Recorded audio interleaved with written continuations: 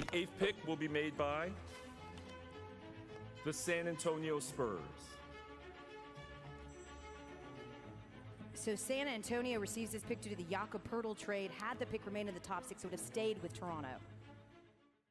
The lottery balls did not bounce the Raptors' way on Sunday. But some people would argue they did. Don't get me started, man. But Relax. Haven't even introed the video yet, but obviously Hambone is fired up. Raps lose their pick. It goes to the Spurs. What is next for this team? Well, you're going to be bad next year. So I think if you're the team, you take inventory of what you have, which is Scotty Barnes, Quickly, Grady Dick, RJ Barrett, whoever you draft with the 19th pick and the 31st pick, and you let the chips fall. But you're probably going to be bad without having to try. I mean, what's their over/under on wins going to be? Less than 30? 27 and a half. But with that probably, said, are they going to be bad enough? And that's my problem, Yeah. right? You forgot about Jakob Poeltl, the man of the hour. The man who started all this. Do you trade him? No. So okay, so we've debated this for a while. Yeah, I actually like Yak as a player. Me too. You guys made fun of me for years. He's a good center. I called him a There's top nothing 10 wrong with center. him. You guys chirp me all the time, but I thought he was. You called him a top 10 center like 2 years ago. Yeah, 3 years no, ago. it was. Either way. I wasn't even in the NBA yet. And you I called him a top 10 center. I liked the trade for him at the time because, Raptors, I know, coming off that 45-37 season where they lost in the first round to Philly, Fred got hurt, Gary Trent Jr. was sick, Scotty Barnes turned his ankle. I thought there was something to build on there. Now, that next season, they were floundering, right? They were not good, hovering around 500. They make this trade for a center, which is what they required, I thought, in my opinion, like in terms of like as a basketball team, they needed a center, and they made that trade. Now I know it was the Wemby year. Fab's face right now. We've yelled at each other over this conversation. I know it was a Wemby year. I get all that. I understand that. I appreciated them taking the swing. What I did not like was just the misread on the locker room. Fred VanVleet and Nick Nurse walk that offseason after you acquire Jakob Poeltl.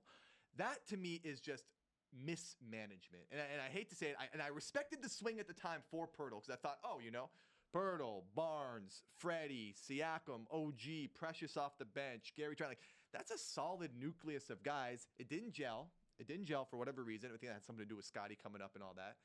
But I respected the swing. I just did not respect what had happened after the fact. And I think that's on management to know what they have and know what their team's about. You have to know these guys are walking. And that's my biggest problem. The writing was on the wall that year that they weren't a good team. Mm-hmm. So to me, trying to salvage your season and giving up draft equity for a center who's Poeltl's fine. There's nothing wrong with him. Man. You had a chance to bottom out and you didn't.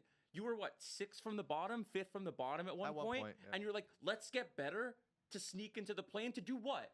To lose to Boston? Whatever play-in for what? With MASAI? What ceiling were you trying to hit with that team when they showed us for 55 games that they weren't that good? But would you not agree that's a good core? So would you not agree? It was a core that probably capped out at a first-round exit. Wow. So instead, you've now coughed up a draft pick, and you probably lost out. I don't know if they're going to get Wemby. That was a remote chance, but. Yeah. Maybe you end up with Brandon Miller. Maybe you end up with one of the Thompsons. But I think you just would be in a better position if you just didn't try to put a freaking lipstick on a pig on that team. But it's a classic fork in the road moment because they could have gone the other way. And if you aren't giving up something, first of all, going into that season without a center made absolutely no sense. We all said it at the time. But if you instead, everyone said 3 first-round picks from Memphis for OG was on the table. You could have got more for OG. You could have got more for Siakam. And that gives you a better chance of bottoming it. You're right. I don't know about the Memphis picks. We don't know what kind of picks those actually were. There's a lot of BS but either way, around. If you trade both those guys, your chances of bottoming out and a better draft are much better. They should have traded Siakam earlier, right? I think once Freddie walked, once Nick Nurse walked, I think that was the time. There's a lot of rumors in the summer about Pascal going to Atlanta. And I just thought that you should have pulled that trigger earlier, and they didn't. And I just think if you trade for Poeltl, you have to know that Fred and Nurse don't walk. Yeah. You know what I'm saying? Therefore, it all makes sense, right? And then they scramble and they signed Dennis Schroeder, which ended up flopping. I actually liked Schroeder at the time, but there was no shooting on that roster. I think we all flagged that at the time as well.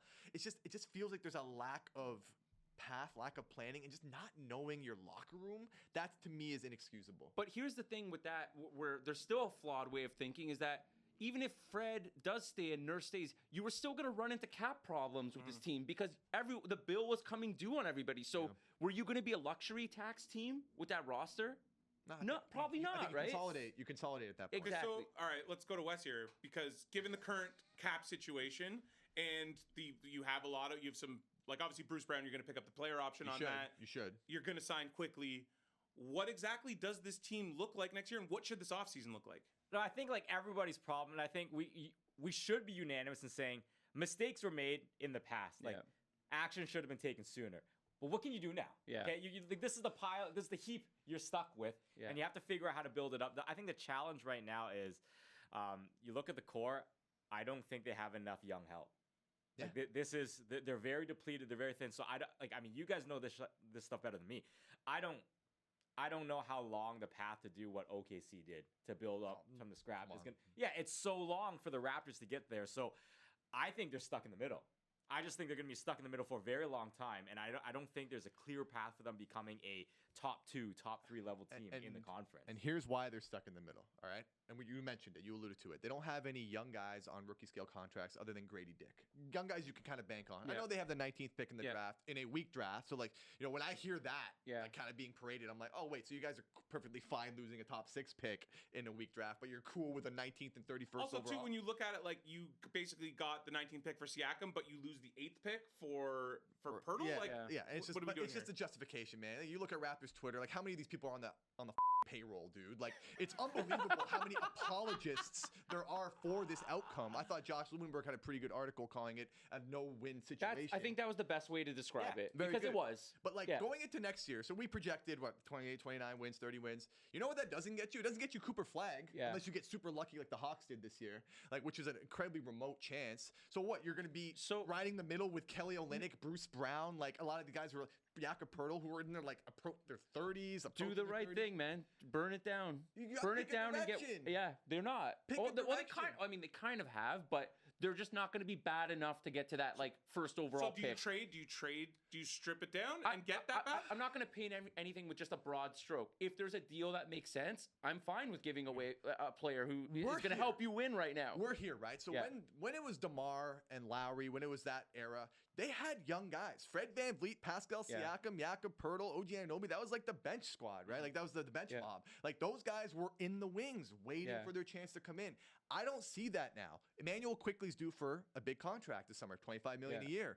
Barrett's already under contract for a bunch of years. Gary Trent Jr. is a free agent. You can, we talk With about that, what do you think they do with Scotty Gary Trent Jr.? Unfortunately, they're probably going to keep him. Probably should, man. Yeah, Probably should. I You gotta mean- keep that asset.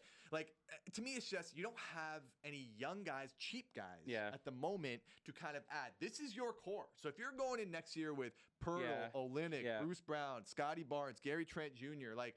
Is that enough, Grady Dick? Like, I don't think so. I think that gets you in the middle. It's proven that you cannot be successful without good cheap labor in rookie deals, some right? young guys. You need guys who can contribute on cheap contracts. Masai pride himself on that, like for a long time, like even dating back to his days in Denver. Like he always liked having young guys at the end of the bench. Well, let's see. Maybe they can get back to developing. And look, right? Let's hope. Projecting forward, I want to point out like that stretch of bench mob players, like they hit a lot. They hit on all They of hit them. a lot Yeah, of jackpot. Like they check box, right? Let's see if they can do it That's again. not the way it usually goes. Okay, so like you can't expect to replicate that with the 19th pick, the 31st pick.